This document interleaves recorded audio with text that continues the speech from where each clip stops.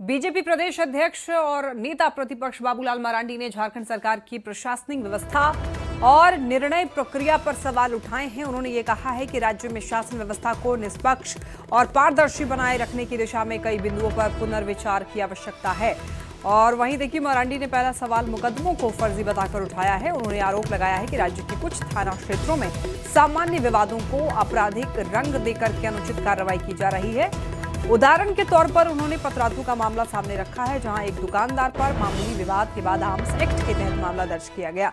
वहीं मरांडी का कहना है कि ऐसे मामलों से पुलिस की निष्पक्षता पर प्रश्न उठते हैं और आम नागरिक का भरोसा भी इससे प्रभावित होता है।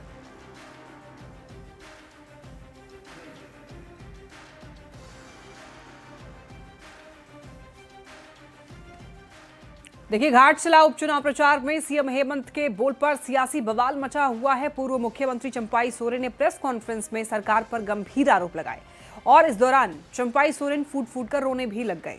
कहा कि मुख्यमंत्री बनाकर खून के आंसू रुलाया गया। मुख्यमंत्री हेमंत सोरेन ने उन्हें और उनके बेटे को बेइज्जत किया है।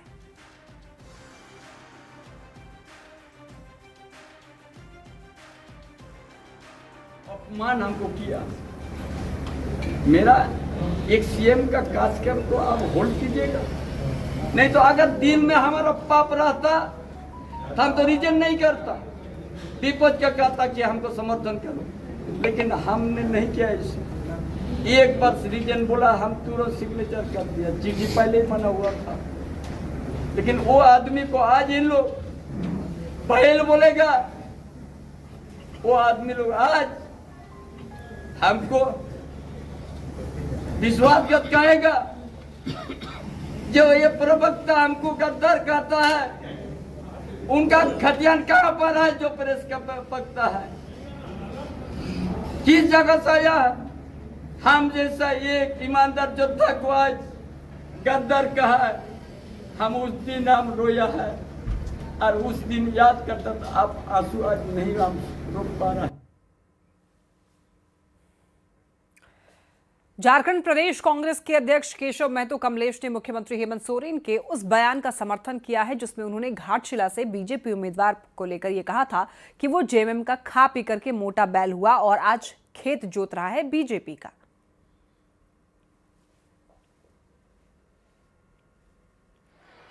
मुख्यमंत्री ने जो कहा वह सही कहा है कि शुरुआत जेएमएम से हुई उनकी, और जेएमएम में उनको पूरा सम्मानित किया, सदैव सम्मान देने का काम किया, विधायक भी बनाने का काम किया, मंत्री भी बनाने का काम किया और मुख्यमंत्री भी बनाने का काम किया। तो जो जिस खेत को जोतने की बात हो रही है वह हमारे माननीय दिसुम गुरु शिबू सोरेन, विनोद बिहारी महतो, निर्मल महतो जैसे हैं, रामदास सोरेन जैसे लोगों का भी उस में हाथ रहा है। तो मिलजुल कर लोगों ने उस समय लड़ाई लड़ी और वह खेत जो है आज उपजाऊ बन गया है। बिहार विधानसभा चुनाव के मद्देनजर झारखंड में भी प्रशासन सतर्क है। गोड्डा जिला प्रशासन ने कानून व्यवस्था बनाए रखने के उद्देश्य से 11 नवंबर तक जिले की सभी शराब दुकानों को बंद रखने का आदेश जारी किया है। आदेश के अनुसार इस अवधि में किसी भी प्रकार की विदेशी या फिर देसी शराब की बिक्री, परिवहन और भंडारण पर पूर्ण प्रतिबंध रहेगा। जिले में अगर कोई व्यक्ति उस आदेश का उल्लंघन करता हुआ पाया गया तो उसके खिलाफ आबकारी अधिनियम के तहत कड़ी कार्रवाई की जाएगी। 11 तारीख को शाम 6 बजे तक दुकान बंद रहेगी। जितना भी लाइसेंसी दुकान है सारा दुकान को सील किया जाएगा। तो सिर्फ काउंटर है सर, बार भी बंद है? सारा काउंटर बार जितना भी अनुगप्ति है सारा बंद रहेगा। तो ब्लैक में सर अब जो दारू सर बिकेगा तो उस पर क्या कार्रवाई होगी? हम लोग छापामारी करेंगे जी। जहाँ भी अगर ऐसा सूचना मिलता है जी, हम लोग को जो सूचना अपना तंत्र है या और किसी जगह सूचना मिलता है तो उस पर हम लोग कार्रवाई करेंगे, छापामारी करेंगे। प्रदेश बीजेपी अध्यक्ष बाबूलाल मरांडी ने झारखंड पुलिस पर गंभीर आरोप लगाया है और यह कहा है कि राज्य में पुलिस की कार्यशैली मुख्यमंत्री के चरित्र जैसी हो गई है। उन्होंने मीट दुकानदार राजेश साव का जिक्र किया और ये कहा कि मुफ्त में मीट न देने पर पुलिस ने दुकानदार को झूठे आर्म्स एक्ट के मामले में जेल भेज दिया। इस मुद्दे पर बीजेपी ने राज्य सरकार को घेरा है। पुलिस प्रशासन पर मनमानी का भी आरोप लगाया है। तो वहीं जेएमएम ने पलटवार किया, कहा कि बाबूलाल मरांडी पर जनता को दरअसल उन्होंने गुमराह करने का आरोप लगाया है। देखिए, बहुत ही गंभीर आरोप लगाए हैं हमारे माननीय प्रदेश अध्यक्ष जी और इस राज्य के नेता प्रतिपक्ष।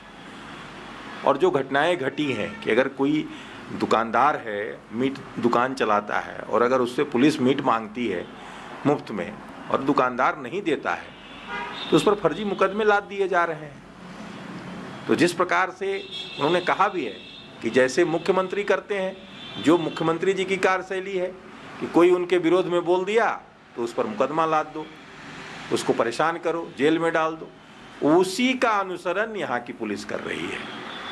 क्योंकि पुलिस जान गई है मेरा राजा भी यही करता है, मेरा मालिक भी यही करता है। वो जनता उसका मालिक, जनता को मालिक नहीं समझ रही है पुलिस, वो अपने मुख्यमंत्री को ही मालिक समझती है। अरे फर्जी केस तो होता है वो जिसमें हमारे नेता हेमंत सोरेन जी को 5 महीने जेल में रहना पड़ा।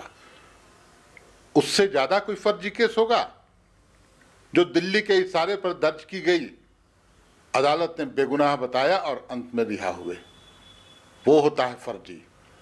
यहां पर जो पीड़ित व्यक्ति है जिसे जेल भेजा गया है, उसकी पत्नी ने स्टेटमेंट दिया है।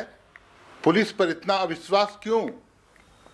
पुलिस के अनुसंधान का इंतजार करना चाहिए, क्या नतीजे सामने आते हैं। थोड़ी भी लापरवाही अगर संज्ञान में आ गई इस सरकार के तो कोई भी पुलिस पदाधिकारी हो वो बख्शा नहीं जाता। रांची में नशे का कारोबार लगातार फल फूल रहा है और इस नशे की जद में युवा वर्ग आ रहा है। ड्रग पेडलर थोड़े पैसों की लालच में नशे के दलदल में युवाओं को धकेल रहे हैं।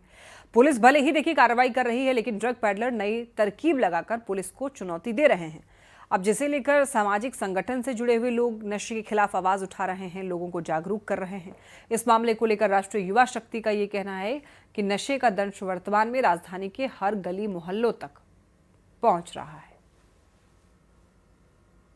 देखिए, पूरी राजधानी चरस, अफीम, brown sugar, injection, dendrites course के चपेट में है।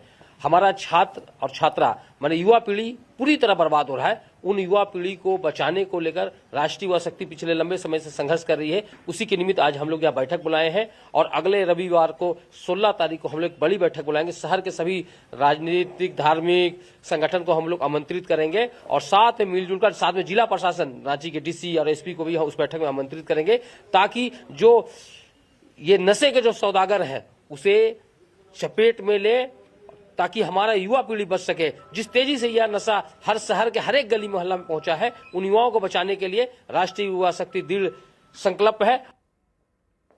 कोडरमा जिले के कई गांव आज भी सामूहिक मवेशी चराने की परंपरा को निभा रहे हैं और इस परंपरा में गांव के लोग आपसी सहयोग और अनुशासन के साथ बारी बारी से मवेशियों को चराने की जिम्मेदारी निभाते हैं। इससे समय और मेहनत की बचत होती है, खेतों में लगी फसलों की सुरक्षा भी बनी रहती है और ये न सिर्फ एकता और सहयोग की मिसाल है, बल्कि गाँव में सामाजिक जुड़ाव को भी मजबूत बनाती है।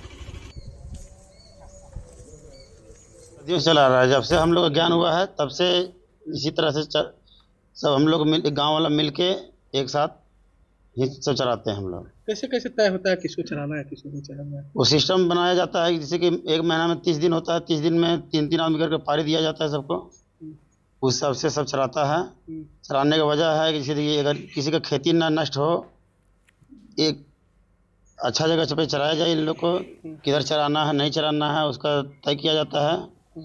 पानी पिलाना है, क्या करना है, उस हिसाब से इसको नदी के यहाँ ले जाया जाता है, पिलाया जाता है। ऐसे सब दिन से पारी चल आ रहा है। गाय सप्ताह में 9 दिन में 1 दिन पारी घूमता है, जैसे चल आ रहा है उससे चलते आ रहा है। कैसे कैसे क्या होता है बैठक? बैठक साल में 1 बार होता है। क्या होता है? क्या करते हैं इसको? फिर कैसे गाय चराया जाएगा, कैसे करा जाएगा, उसको आरवार में मिलाया जाएगा, फिर परिवार को जिम्मा देगा, जिम्मा दे के फिर उसको परिवार लोग आएगा लेने के लिए, उसको जिम्मा कर हैंड ओवर कर देगा। आज पतरातू लेक में सैकड़ों सैलानियों की रौनक देखने को मिली। झारखंड के कई जिलों के साथ साथ दूसरे राज्यों से भी बड़ी संख्या में पर्यटक यहां पहुंचे।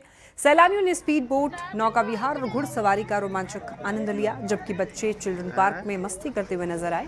स्थानीय दुकानदारों में भी उत्साह देखने को मिला।